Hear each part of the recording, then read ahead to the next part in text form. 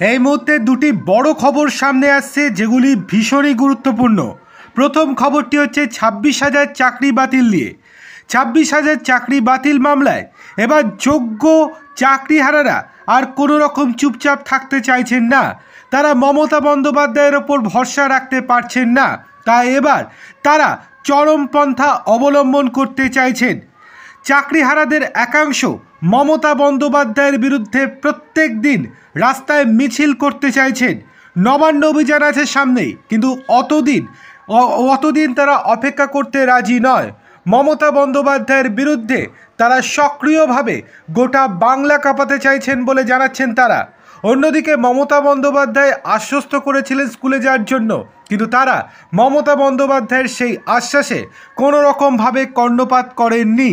তারা পরিষ্কারভাবে জানিয়ে দিয়েছেন যে তাদের চাকরি যদি ফিরিয়ে দেওয়া না হয়, তাহলে সেক্ষেত্রে রাজ্য সরকারের অবস্থা শোচনীয় করে ছাড়বেন।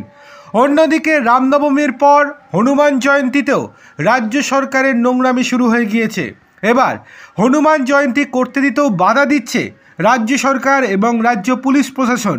এবার সেই জন্যই কলকাতা হাইকোর্টের দ্বারস্থ হলো বঙ্গ বিজেপি। কলকাতার রেড রোডে মিছিলের আয়োজন করতে চেয়ে কলকাতা হাইকোর্টের দ্বারস্থ হলো তারা। আগামী 12 এপ্রিল হনুমান জয়ন্তী, সেই দিন বেলা 1টা থেকে বিকেল 5টা অবধি রেড রোডে মিছিল করার কর্মসূচি নিয়েছে বিজেপি।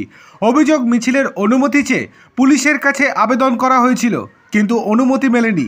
তারপরেই কর্মসূচির অনুমতির জন্য আদালতের দ্বারস্থ হয়েছে বিজেপি। মামলা করার অনুমতিও দিয়ে দিয়েছে হাইকোর্ট। বুধবার অর্থাৎ আগামীকাল বিচারপতি তীর্থঙ্কর ঘোষের বেঞ্চে এই মামলার শুনানি রয়েছে।